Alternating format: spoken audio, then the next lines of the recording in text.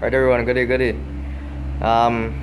Topic of this video is making brown birds, selecting your right brown bird to make, how it is no male from female, how to get birds taming enough to sing next to you, as a guy commented on one of my other videos on him. Right, first of all, how to pick a proper bird to make. Rule number one, there is no proper way to pick a bird to make. Good? That is why birds are the prices that they are on the outside, which is a fully made brown bird ranging between 4,000 upwards to all different kind of prices. There is no real 100% way to tell male from female birds in a volley. I've been in this game a good number of years. What I personally look for is movement, structure, shape of the bird, size of the bird. I personally like medium to small birds. I don't like big birds. Everyone has their own preference. Mind you, there are big birds that perform like monsters on the outside, right? But first thing you look for, like I said in my last videos on them, is proper stooling, healthy movements. The eyes must be clear and bright. Feather plumage must be clean, right? You don't want to take a bird that messed up or have droppings messed on the vent area at the backside. That is big sign problems, right? And next thing too, don't ever feel that you could take a sick bird and bring it back 110%. There's no such thing like that. I could put my head on a block for this. From the time you see a sick bird in the volley, or you see sick birds next to that bird in a volley, or whatever it is, chances are 90% positive that that bird is also infected with whatever the other birds are infected with, whether it be a bacterial infection or a respiratory infection. So I personally don't buy birds when I see them like that. You're big enough to walk away in other sense, right? When making brown birds, right, what I do from purchase to finish is that when I buy a brown bird from the outside or from somebody who I accustomed buying birds from, which I made clear in the other videos, and I'm look for a reputable supplier whose main concern is the health of the birds, right? This also ensures you also don't have a problem with sickness with that particular bird or your rest of your bird's home, because most illnesses are airborne. Good? So be very careful with that. First thing I do when I get a bird from the outside, whether it be fresh or from somebody who I know personally, I always run some glucose to the bird to give the bird the extra energy, because everybody knows how birds does reach here or whatever it is. They're weak. So birds that are weak are more susceptible to illnesses quicker than other birds. So you always run a little glucose treatment on the birds, and I'm like for 2-3 days give them glucose in the water, like a little pinch of glucose in the water, so that they will catch back itself a little faster. I also like to bathe my birds and with apple cider vinegar mixture. Like the spray bottle, it had the medicine droppers that selling in the drugstore. I take one full medicine dropper to the big spray bottles on them. The big spray bottles selling probably around the size of the Windex bottles, and them for a little guidance for you all people who know about the spray bottles on them. And spray on the birds on them. So this, as we all know, if you all do research on apple cider vinegar, it's also a topical healer for mite and lice on birds. So it also treats the birds on them for that and all too, to ensure that the mites do spread to the rest of your stock home. The apple cider vinegar also cleans out the bird system, because remember, in the volley or where however the bird reach, chances are that the birds and them already have eaten seeds that are contaminated with feces. Feces, or when the birds and them jump on the ground, they jump on the seed, and the illnesses transfer like that.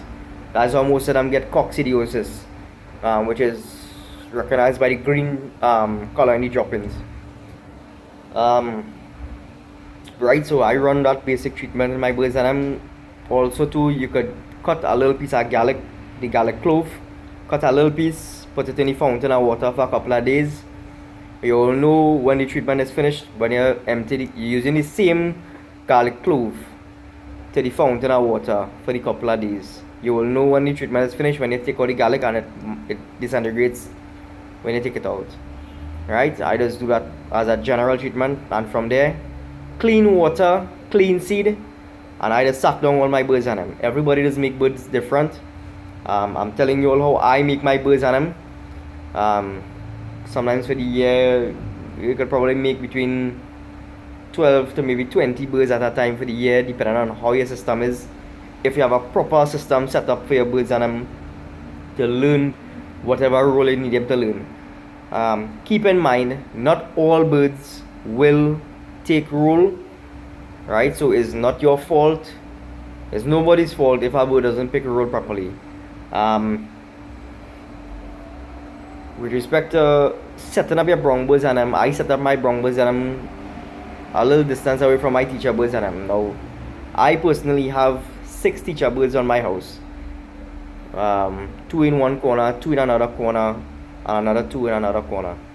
So what a brown bird will ultimately favor whatever bird he chooses, right? So if you want a bird to pick up a particular role, put him wherever that teacher is, or put him where that peer teacher is for you to pick up the role. I personally do not bring out my birds and them from the time I purchase them. They're on the sack. I make sure they're eating. I'm making sure they're drinking from the fountain properly. Put 2 seed cups in the cage to make it easier for you, so less handling on the bird, so the bird could more concentrate on learning the rule, right? I've been making birds years now, and this is my technique for making birds. Don't move the birds at them unless they start a voice. Now, the proper birds to actually to make rule are nurser birds. Nurser birds are the young birds at them that come in. You can recognize a nurser bird by the gold feathers around the eyes of the brown birds or the back of the brown bird. The edge of the feathers, the edge of the feathers, and usually have a gold trim to the edge of the feathers. So that's how you all know a nurser bird. Mind you, nurser birds and although you're also taking a risk, because not all nurser birds will be males, right? But it's the more better bird to put towards making whatever you want to make in the future. Right, that's basically it.